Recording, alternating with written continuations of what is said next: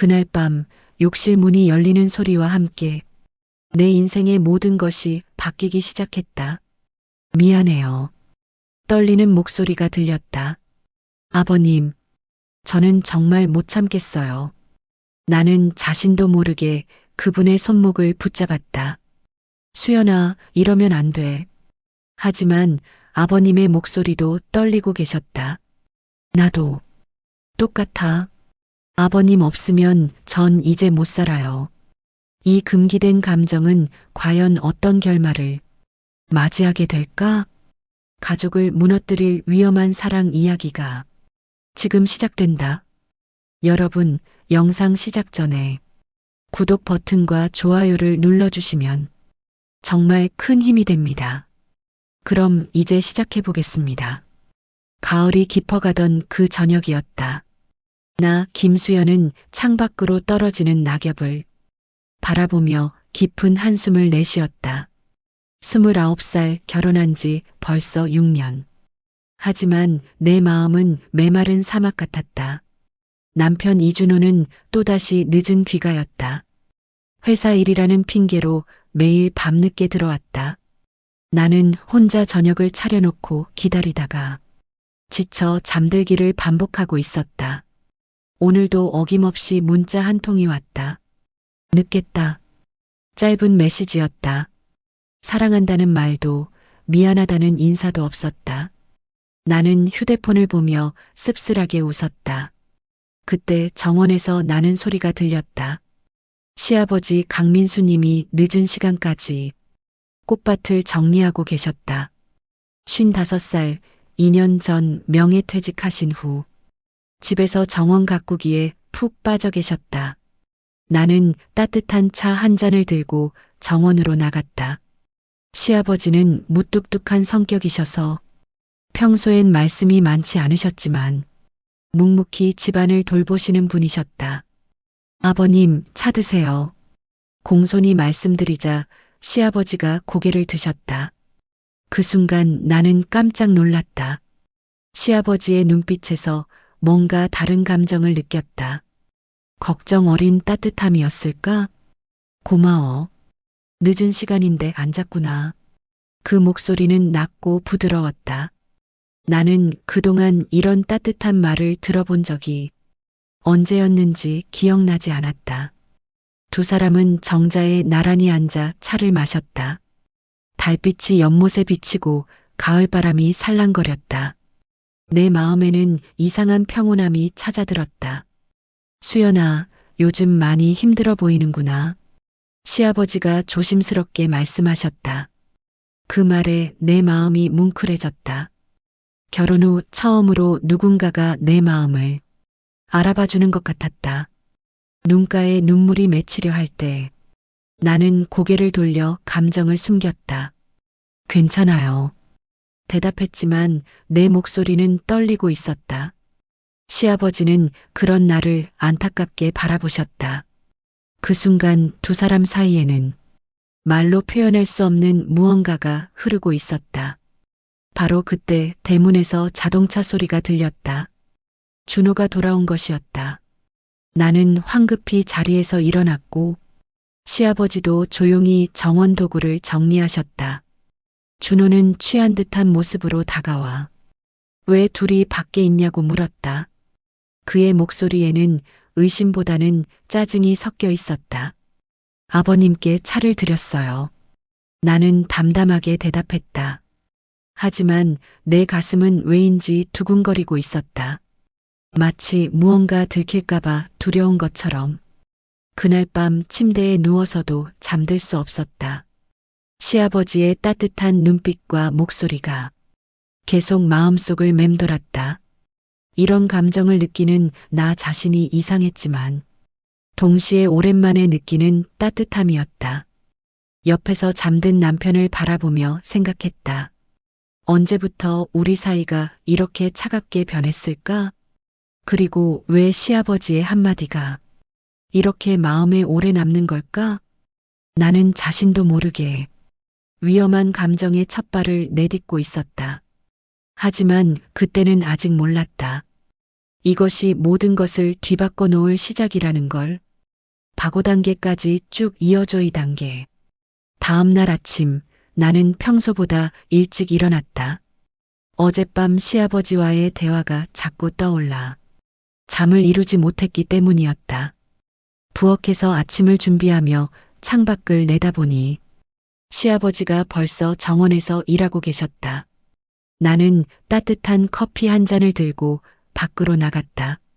시아버지는 장미꽃 가지치기를 하고 계셨는데 나를 보시더니 잠시 손을 멈추셨다.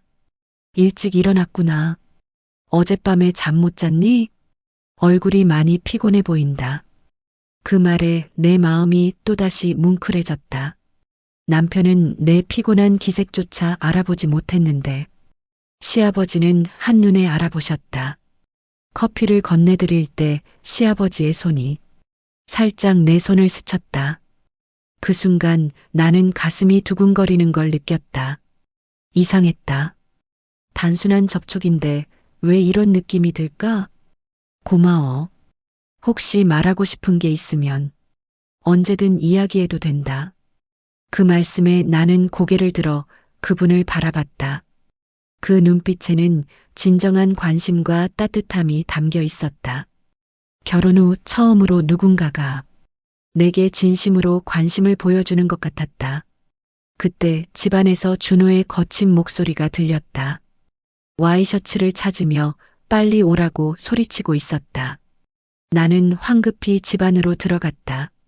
준호는 화장실에서 면도를 하며 짜증스럽게 아침부터 어디 갔었냐고 물었다. 집안일이나 제대로 하라. 핀잔을 주었다. 아버님께 커피를 드리고 왔다고 대답하자 준호는 콧방귀를 뀌었다. 그런 것까지 할 필요 없어. 시간 낭비야. 그 말이 내 가슴에 비수처럼 꽂혔다. 시아버지께 보인 작은 관심조차 시간 낭비라고 하다니. 나는 아무 말 없이 남편의 와이셔츠를 찾아드렸다. 준호가 출근한 후 나는 혼자 남은 집에서 청소를 시작했다. 그런데 이상하게 시아버지 방 앞에서 발걸음이 멈춰졌다. 문틈 사이로 책 읽는 소리가 들려왔다. 시아버지가 시집을 읽고 계셨다. 사랑이란 마음이 가는 대로 흘러가는 강물 같은 것이라. 낭송하시는 낮고 깊은 목소리가 들렸다. 나는 가슴이 뛰었다. 남편에게서는 들어본 적 없는 감성적인 면이었다. 나는 얼른 그 자리를 벗어났지만 시아버지의 목소리가 계속 귓가에 맴돌았다. 왜 이런 느낌이 드는 걸까? 이런 감정을 가져도 되는 건가? 오후에 빨래를 널다가 시아버지와 마주쳤다. 그분은 정원에서 따온 장미꽃 한 송이를 들고 계셨다. 이 꽃이 참 예쁘게 피었구나. 수연이에게 주고 싶어. 꽃을 받으며 내 손이 또다시 떨렸다. 꽃을 받는 게 이렇게 설레는 일이었나? 남편은 결혼 후 한 번도 꽃을 사다 준 적이 없었다. 나는 꽃을 가슴에 안고 미소를 지었다. 그 미소를 본 시아버지의 눈빛이 순간 흔들렸다. 둘 사이에 미묘한 긴장감이 흘렸다. 수연이는 참 좋은 사람이야. 시아버지가 말씀하셨다. 그 말에 내 얼굴이 붉어졌다. 이런 칭찬을 들은 게 언제였는지 기억나지 않았다. 아버님도 정말 좋으신 분이세요. 나도 대답했다. 시아버지는 잠시 말을 잃지 못하셨다. 둘 사이의 거리가 묘하게 가까워진 것 같았다. 그날 저녁 준호는 또다시 늦는다는 연락을 보내왔다. 나는 시아버지와 단둘이 저녁을 먹게 되었다. 매일 혼자 먹게 해서 미안해. 시아버지가 말씀하셨다. 괜찮아요. 오히려 아버님과 함께 먹으니 좋아요. 나는 대답했다. 그 순간 두 사람의 눈이 마주쳤다. 시아버지의 눈빛에서 나는 뭔가 다른 감정을 읽었다. 그리고 나 자신도 같은 감정을 느끼고 있다는 걸 깨달았다. 위험한 감정이었다. 하지만 나는 그 감정을 밀어낼 수 없었다. 너무 오랫동안 목말라 했던 따뜻함이었다. 밤이 깊어갈수록 내 마음은 더욱 혼란스러워졌다. 시아버지에 대한 이런 감정, 과연 정상적인 걸까? 아니면 단순히 외로움 때문인 걸까? 나는 침실에 누워 천장을 바라보며 생각했다. 하지만 답은 나오지 않았다. 다만 한 가지는 확실했다. 시아버지와 함께 있을 때만큼은 내가 살아있다는 느낌이 든다는 것. 며칠이 지나면서 나와 시아버지 사이에 미묘한 감정은 점점 깊어졌다. 나는 매일 아침 시아버지께 커피를 드리는 게 일상이 되었고, 시아버지도 매일 정원에서 딴 꽃 한 송이를 내 방문 앞에 놓아두곤 하셨다. 3단계. 그날은 특히 더웠던 여름날이었다. 나는 집 청소를 하다가 땀범벅이 되었다. 마침 작은 욕실의 보일러가 고장나서 큰 욕실을 써야 했다. 시아버지께 욕실을 써도 되는지 조심스럽게 여쭤보니 고개를 끄덕이시며 편히 쓰라고 하셨다. 나는 정원에 있을 거야. 나는 안심하고 욕실에 들어갔다. 뜨거운 물에 몸을 담그니 그동안 쌓인 피로가 풀리는 것 같았다. 잠시 눈을 감고 현실을 잊으려 했다. 그런데 갑자기 문이 열리는 소리가 들렸다. 나는 깜짝 놀라 몸을 가렸다. 문 앞에는 땀에 젖은 채 멍하니 서 있는 시아버지가 계셨다. 정원 일을 마치고 욕실에 내가 있다는 걸 깜빡하신 것이었다. 미안해. 시아버지는 당황하며 돌아서려 하셨다. 하지만 내 손이 그분의 팔을 붙잡았다. 나 자신도 놀랄 정도로 본능적인 행동이었다. 아버님, 떨리는 목소리로 불렀다. 시아버지는 돌아서서 나를 바라보셨다. 그 순간 둘 사이에 전기 같은 긴장감이 흘렸다. 이러면 안 돼. 시아버지는 떨리는 목소리로 말씀하셨다. 하지만 그분의 눈빛은 나에게서 떨어지지 않았다. 나는 자신도 모르게 속마음을 털어놓았다. 정말 외로워요. 준호는 저를 보지도 않아요. 이 집에서 투명인간 같아요. 눈물이 흘러내렸다. 시아버지는 내 눈물을 보며 고통스러운 표정을 지으셨다. 수연이는 정말 소중한 사람이야. 준호가 바보야. 그 말에 내 마음이 무너졌다. 오랫동안 듣고 싶었던 말이었다. 저를 안아주세요. 나는 더 이상 참을 수 없어 부탁했다. 그 순간이 모든 것을 바꿔놓았다. 시아버지는 망설이다가 천천히 나에게 다가왔다. 그리고 조심스럽게 나를 안아주셨다. 나는 시아버지의 품에서 따뜻함을 느꼈다. 남편에게서는 결코 느낄 수 없었던 진정한 위로였다. 두 사람은 아무 말 없이 그렇게 서 있었다. 하지만 곧 현실이 우리를 덮쳤다. 대문에서 자동차 소리가 들린 것이다. 준호가 일찍 들어온 것이었다. 두 사람은 황급히 떨어졌고 나는 가슴이 터질 듯 뛰는 심장을 달랬다. 시아버지는 서둘러 욕실을 나가셨고 나는 욕실에 있어요라고 최대한 자연스럽게 대답했다. 하지만 내 목소리는 여전히 떨리고 있었다. 옷을 입고 나온 나를 본 준호는 의심스러운 눈빛을 보냈다. 왜 얼굴이 빨개? 물이 너무 뜨거웠나? 나는 그렇다고 거짓말을 했다. 하지만 정말로 얼굴이 달아오른 이유는 뜨거운 물 때문이 아니었다. 그날 저녁 식사 시간. 식탁에는 어색한 침묵이 흘렸다. 나는 시아버지와 눈을 마주치지 못했고 시아버지도 마찬가지였다. 준호는 그런 분위기를 느끼지 못하고 혼자 떠들어댔다. 회사에서 승진 얘기가 나오고 있다며 곧 부장이 될 것 같다고 자랑했다. 하지만 아무도 관심을 보이지 않았다. 밤이 되자 나는 잠들 수 없었다. 오늘 일어난 일이 계속 머릿속을 맴돌았다. 시아버지의 따뜻한 품, 그 순간의 안정감, 그리고 뒤따른 죄책감까지. 새벽 2시쯤 나는 물을 마시러 부엌으로 나갔다. 그런데 정원 쪽에서 희미한 불빛이 새어나오고 있었다. 시아버지가 정자에 앉아 계셨다. 나는 망설이다가 조심스럽게 밖으로 나갔다. 잠 못 주무세요? 시아버지는 씁쓸하게 웃으셨다. 오늘 일에 대해 미안해. 나도 모르게 그런 일이 일어났어. 나도 내가 먼저 그랬다며 사과했다. 두 사람은 서로를 바라봤다. 달빛 아래에서 우리의 눈빛은 복잡한 감정으로 가득했다. 이러면 안 되는 거 알아요. 내가 말하자 시아버지는 고개를 끄덕이셨다. 나도 너무 외로웠어. 그분도 고백하셨다. 그 말에 내 마음이 다시 흔들렸다. 시아버지도 나처럼 외로웠다니. 어떻게 해야 할까요?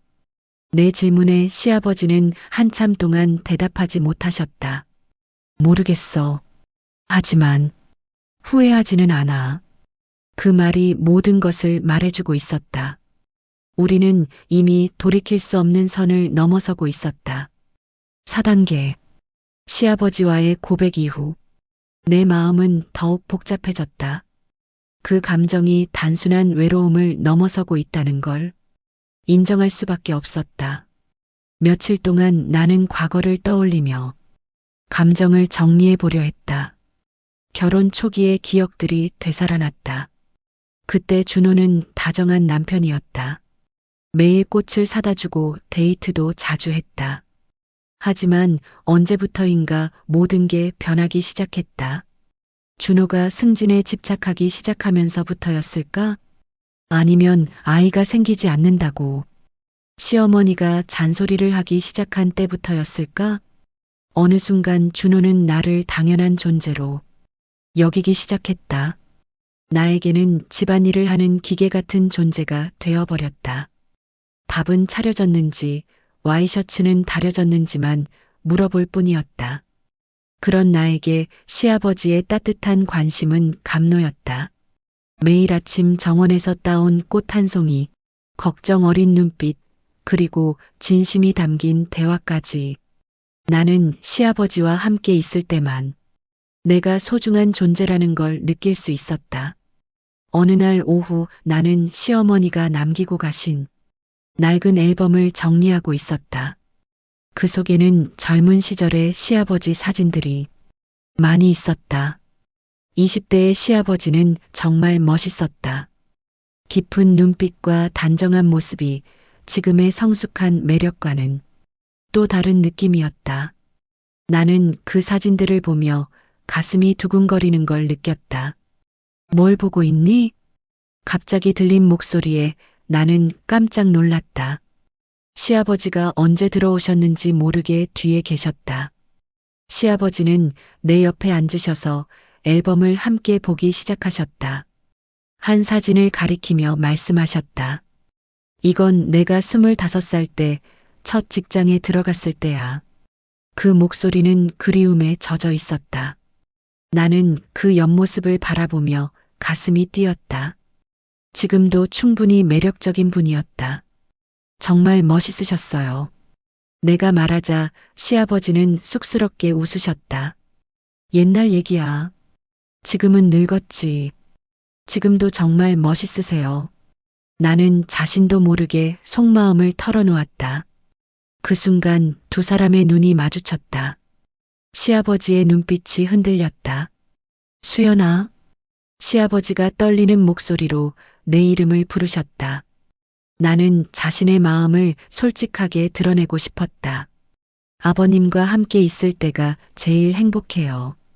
그 고백에 시아버지는 깊은 한숨을 내쉬시며 우리가 이래도 되는 건지 물어보셨다. 모르겠어요. 하지만 멈출 수가 없어요. 시아버지도 같은 감정을 느끼고 있다는 게 눈빛으로 전해져 왔다. 그날 저녁 준호는 또다시 늦는다는 연락을 보내왔다. 요즘 들어 더욱 자주 늦었는데 나는 이상하게 안도감을 느꼈다. 시아버지와 단둘이 있는 시간이 좋아진 것이었다. 오늘도 준호가 늦네.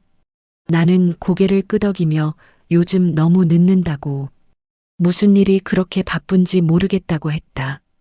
사실 나는 알고 있었다. 준호의 휴대폰에서 한 여자의 이름을 자주 봤다. 민지라는 이름이었다. 하지만 확실하지 않았기 때문에 아무에게도 말하지 않았다. 시아버지가 조심스럽게 물어보셨다. 혹시 준호가 나를 제대로 대하지 않는 건 아닌지. 그 질문에 나는 눈물이 날 뻔했다. 누군가가 나를 걱정해 준다는 게 이렇게 고마울 줄 몰랐다. 괜찮아요. 대답했지만 목소리가 떨렸다. 시아버지는 그런 나를 안타깝게 바라보셨다. 수연이는 행복할 자격이 있어. 누구든 수연이를 소중히 여겨야 해. 그 말에 나는 더 이상 참을 수 없었다. 눈물이 주르륵 흘러내렸다. 정말 외로워요. 준호는 저를 사랑하지 않아요. 내 울음을 본 시아버지는 조심스럽게 내 어깨를 감싸셨다. 그 따뜻한 손길에 나는 더욱 울음을 터뜨렸다. 울지 마. 수연이는 정말 좋은 사람이야. 나는 시아버지의 품에 더 깊이 안기며 이런 내가 이상한 건지 물어봤다. 아니야. 사람의 마음이란 그런 거야. 자신을 이해해주는 사람에게 끌리는 게 당연해. 그 말에 나는 안도했다. 내 감정이 그렇게 이상한 게 아니라는 걸 확인받은 기분이었다. 그날 밤 나는 침대에 누워 과거를 더 깊이 되돌아봤다.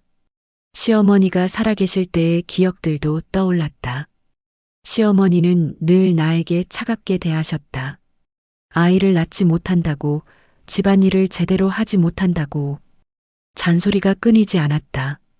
그런 시어머니를 시아버지가 말리는 모습을 여러 번 봤다. 수연이도 노력하고 있다. 시아버지는 늘 나를 감싸주셨다. 그때는 단순히 며느리를 보호하는 시아버지의 모습이라고만 생각했다. 이제 생각해보니 그때부터 시아버지는 나를 특별하게 생각하고 계셨던 것 같았다. 그 따뜻한 시선, 걱정 어린 눈빛, 모든 게 지금에서야 이해가 됐다.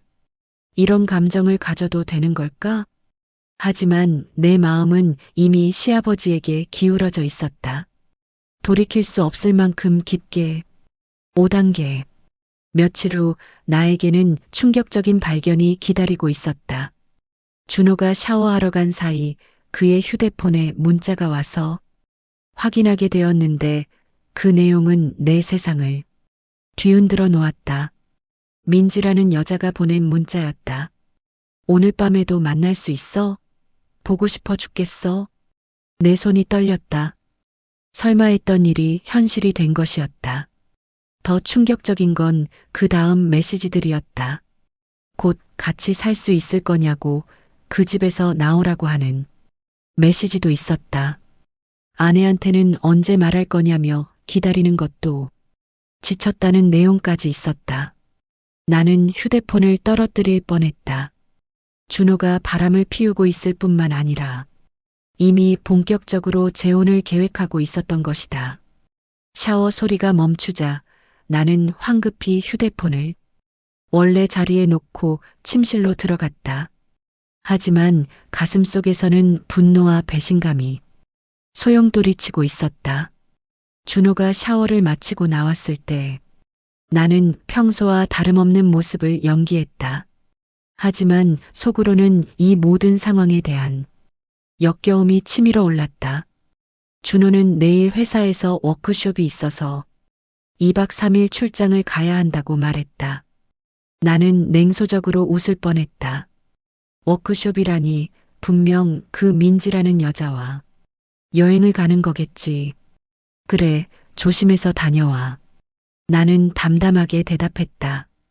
준호는 아내의 무덤덤한 반응을 의외라는 듯 쳐다봤다.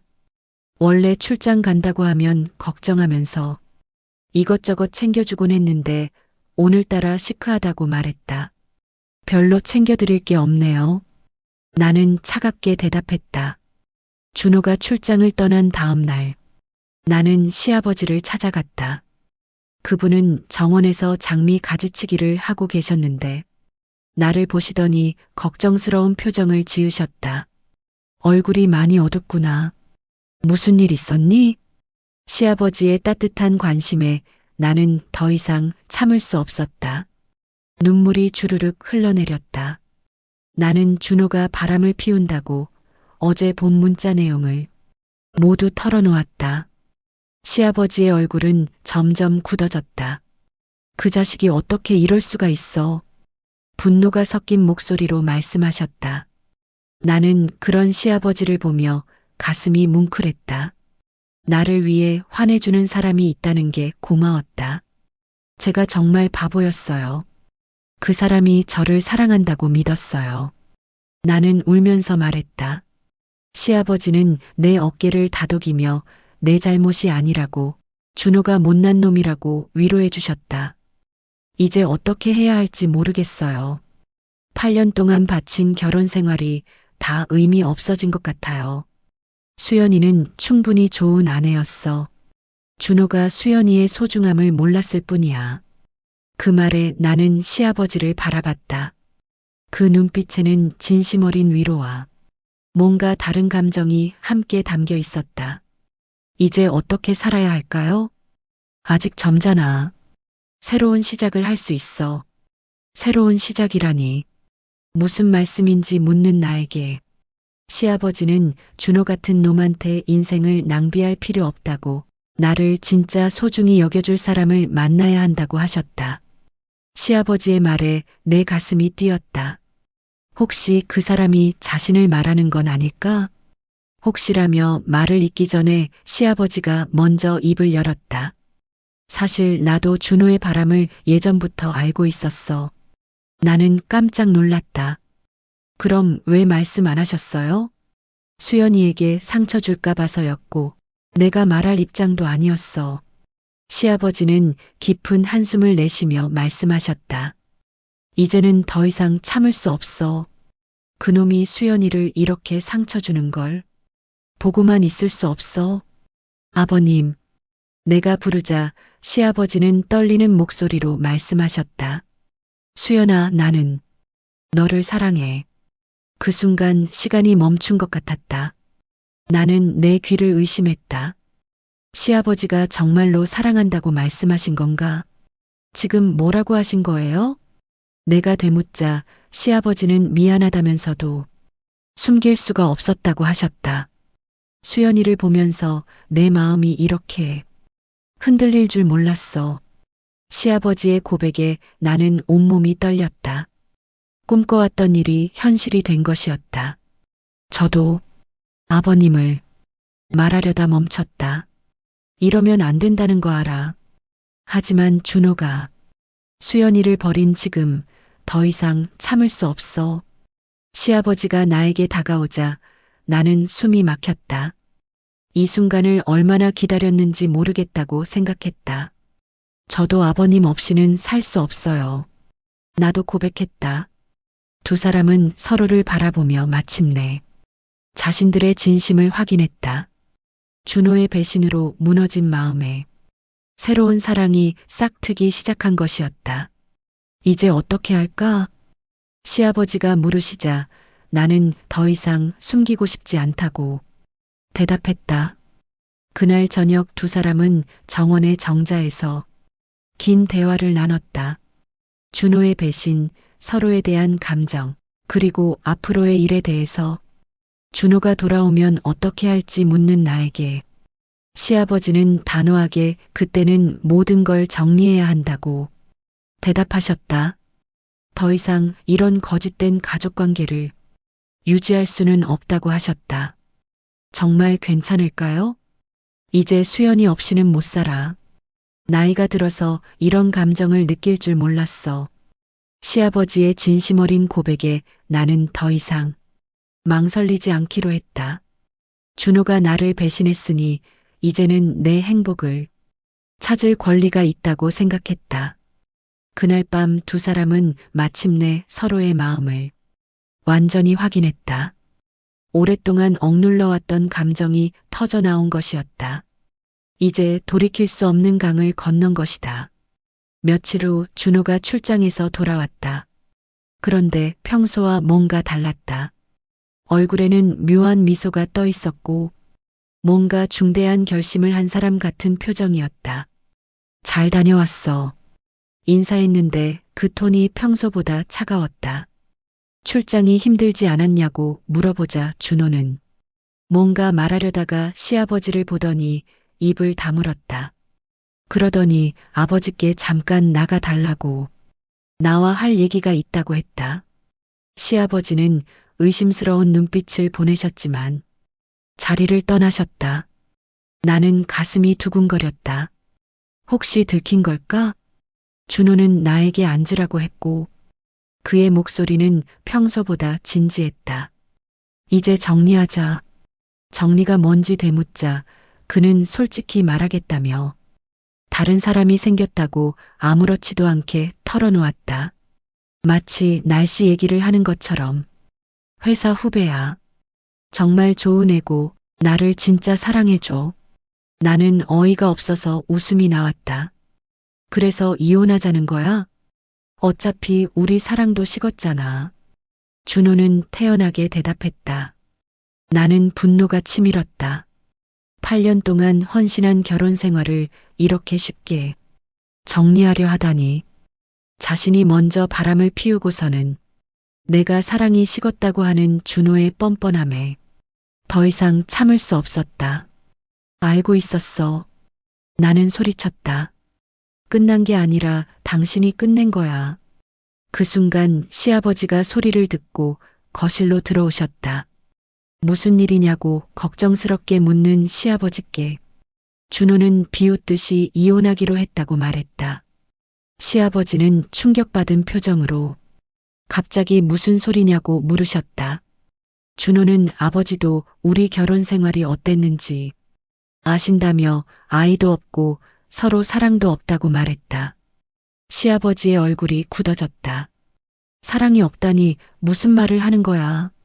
준호의 건방진 태도에 시아버지는 분노를 참지 못하셨다. 수연이가 얼마나 희생했는데 이런 말을 해. 준호는 그런 희생을 원하지 않았다고 뻔뻔하게 대답했다. 나는 더 이상 참을 수 없어 소리쳤다. 당신이 정말 최악이야. 어떻게 사람이 이럴 수 있어.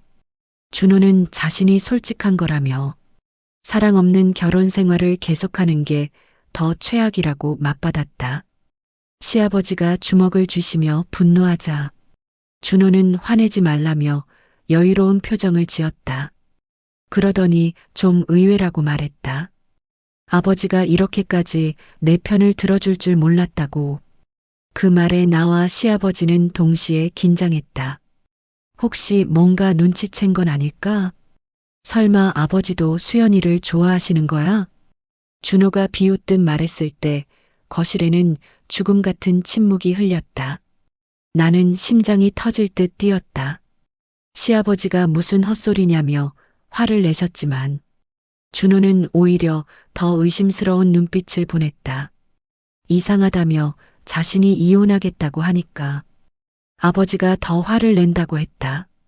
그런데 준호가 요즘 둘이 너무 가깝게 지내시는 것 같다고 말했을 때 나는 온몸이 얼어붙었다. 정말 들킨 건가? 시아버지는 최대한 침착하게 무슨 말이냐고 반응하셨지만 목소리가 떨리고 있었다. 준호는 별거 아니라며 그냥 묘하게 다정해 보이더라고 말했다. 나는 식은땀이 나면서도 강하게 부정했다. 무슨 말도 안 되는 소리냐며 아버님은 나를 며느리로만 생각한다고 소리쳤다. 준호는 그렇다면 다행이라며 말을 마무리했다. 어쨌든 이혼은 확정이고 내일 변호사를 만나서 절차를 진행하겠다고 선언했다. 그 말을 남기고 준호는 자신의 방으로 들어가 버렸다. 거실에 남은 나와 시아버지는 서로를 바라보며 불안해했다. 하지만 동시에 이제 준호와의 결혼 생활이 끝나간다는 안도감도 있었다. 복잡한 감정들이 뒤엉킨 채로 나는 밤을 지새웠다. 준호와의 이혼 선언 이후 며칠이 지났다. 집안의 분위기는 한층 더 무거워졌다. 준호는 변호사를 만나고 와서는 이혼 절차를 본격적으로 진행하기 시작했다. 어느 날 저녁 준호는 식탁에서 폭탄 선언을 했다. 자신이 아는 사람들에게 이혼 사실을 알리겠다고 했다. 그러면서 나와 아버지 사이에 뭔가 있는 게 아니냐는 의혹을 공개적으로 제기했다. 준호는 냉소적인 표정으로 말을 이었다. 자신이 바람을 피웠다고 해서 집안에서 이상한 일이 일어나도 되는 건 아니라고 했다. 특히 아버지가 며느리를 너무 감싸는 게 이상하다고 지적했다. 나는 가슴이 철렁했다. 정말 들킨 건가? 시아버지는 분노로 얼굴이 붉어지시며 무슨 말도 안 되는 소리냐고 호통치셨다. 하지만 준호는 전혀 물러서지 않았다. 오히려 더 구체적으로 의혹을 제기했다. 자신이 출장 갔을 때 둘이서 뭘 했는지, 왜 요즘 들어 분위기가 이상한지 따져 물었다. 그 날카로운 추궁에 나는 말문이 막혔다. 시아버지는 그런 의심을 품는 준호 자체가 문제라고 맞서셨다. 자신은 며느리를 보호하는 게 당연하다고, 준호가 나를 제대로 대하지 않으니까 자신이 나서는 거라고 하셨다. 하지만 준호는 그런 변명을 믿지 않았다. 오히려 더욱 의심스럽다는 표정을 지으며 정말로 둘 사이에 뭔가 있는 거 아니냐고 직접적으로 물어봤다. 그 순간 나는 더 이상 참을 수 없었다. 자신이 바람을 피워놓고 무슨 자격으로 이런 말을 하느냐고 소리쳤다. 민지라는 여자와 몇 달째 만나고 있으면서 무슨 면목으로 다른 사람을 의심하느냐고 따져 물었다. 준호는 잠깐 당황했지만 금세 뻔뻔한 표정을 지었다. 자신의 일과 집안의 일은 다르다고, 아무리 그래도 아버지와 며느리 사이에 그런 일이 있어서는 안 된다고 말했다. 시아버지는 더 이상 들을 수 없다는 듯 자리에서 일어나셨다. 그러시면서 준호에게 이 집을 나가라고 하셨다. 자신의 집에서 이런 모독을 당할 수는 없다고 단호하게 말씀하셨다. 준호는 비웃으며 역시 그렇다고 자신의 추측이 맞다고 말했다. 아버지가 이렇게까지 화를 내는 걸 보니 정말로 뭔가 있는 거라고 확신한다고 했다. 나는 온몸이 떨렸다. 이제 정말 끝장이구나 싶었다. 하지만 동시에 더 이상 숨길 필요가 없다는 해방감도 느꼈다. 시아버지는 조용하지만 단호한 목소리로 말씀하셨다. 준호가 나를 버렸으니 이제 자신이 나를 지키겠다고. 그 말에는 더 이상 숨기지 않겠다는 의지가 담겨 있었다. 준호는 그 말을 듣고 완전히 확신했다. 정말로 아버지와 아내 사이에 뭔가 있었다는 걸. 그는 분노와 충격으로 얼굴이 새파랗게 변했다. 자신이 바람을 피운 게 잘못이긴 하지만 이런 식으로 복수하는 건 너무해. 특히 아버지가 이런 일에 관여한다는 게 믿을 수 없다고 했다. 시아버지는 차분하게 대답하셨다. 복수가 아니라 진심이야. 수연이는 사랑받을 자격이 있는 사람이고 내가 그 사랑을 주겠어. 그 고백에 준호는 완전히 이성을 잃었다. 아버지를 향해 욕설을 퍼부으며 이해할 수 없다고 소리쳤다. 어떻게 아들의 아내를 빼앗을 수 있느냐고 울부짖었다. 하지만 시아버지는 전혀 흔들리지 않으셨다. 오히려 더욱 단호한 목소리로 말씀하셨다. 준호가 먼저 수연이를 버렸으니 이제 내 몫이야. 나는 그 모든 상황을 지켜보며 가슴이 뛰었다. 시아버지가 나를 위해 이렇게까지 싸워주시다니 오랫동안 느끼지 못했던 든든함이었다. 준호는 결국 집을 나간다고 선언했다. 이런 집에서는 더 이상 살 수 없다고 했다. 하지만 이혼할 때 재산 분할해서 불리하게 하지는 않겠다고, 그 정도 양심은 있다고 말했다. 시아버지는 재산 따위는 상관없다고 하셨다. 중요한 건 내 행복이라고 말씀하셨다. 그 말에 나는 눈물이 났다. 이렇게 나만을 생각해주는 사람이 있다는 게 감사했다. 준호가 짐을 싸서 나간 후 집은 한순간에 조용해졌다. 나와 시아버지는 거실에 마주 앉아 있었다. 이제 모든 게 공개된 상황이었다. 시아버지는 나에게 후회하지 않냐고 물어보셨다. 이제 돌이킬 수 없는 길을 걸어야 한다고 하셨다. 나는 고개를 저었다. 전혀 후회하지 않는다고, 오히려 이제야 진짜 내 인생을 시작하는 기분이라고 말했다. 그날 밤 두 사람은 정원에서 오랫동안 이야기를 나눴다. 앞으로의 계획, 사람들의 시선, 그리고 서로에 대한 사랑에 대해서. 비록 어려운 길이 기다리고 있지만 함께라면 이겨낼 수 있을 것 같았다.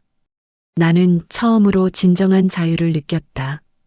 더 이상 거짓된 결혼 생활을 유지할 필요도, 자신의 감정을 숨길 필요도 없었다. 시아버지와의 사랑이 이제 당당하게 시작될 수 있었다. 몇 달이 지나 모든 이혼 절차가 마무리되었다. 8년간의 결혼 생활이 공식적으로 끝난 것이었다. 이상하게도 슬프지 않았다. 오히려 새로운 인생의 시작이라는 기대감이 더 컸다.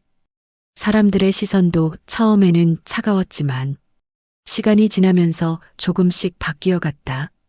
내가 시아버지를 정성껏 돌보는 모습을 보며 진정한 사랑이 무엇인지 깨닫게 된 것이었다. 어느 겨울날 저녁, 나와 시아버지는 창가에서 눈 내리는 정원을 바라보고 있었다.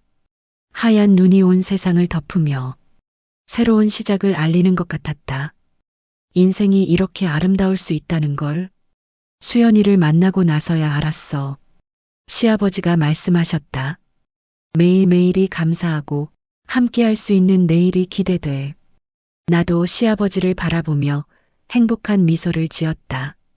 처음에는 금기된 사랑이라고 생각했지만 이제는 세상에서 가장 아름다운 사랑이라고 확신했다. 나이도 관계도 세상의 시선도 진정한 사랑 앞에서는 아무것도 아니었다. 우리의 사랑 이야기는 이렇게 새로운 장을 열어가고 있었다. 앞으로도 많은 일들이 기다리고 있겠지만 서로가 있기 때문에 무엇이든 이겨낼 수 있을 것 같았다. 나와 시아버지는 손을 맞잡고 눈 내리는 정원을 바라보았다. 하얀 눈처럼 순수하고 아름다운 우리의 사랑이 영원히 계속되기를 바라면서 사랑에는 나이도 없고 경계도 없다는 걸 세상에 보여준 두 사람이었다.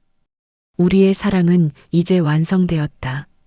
외로움에서 시작되어 진정한 행복으로 끝나는 세상에서 가장 아름다운 사랑 이야기였다. 긴 이야기 들어주셔서 감사합니다. 구독과 좋아요, 그리고 댓글로 여러분의 생각을 들려주세요. 여러분의 관심이 더 좋은 콘텐츠를 만드는 원동력이 됩니다.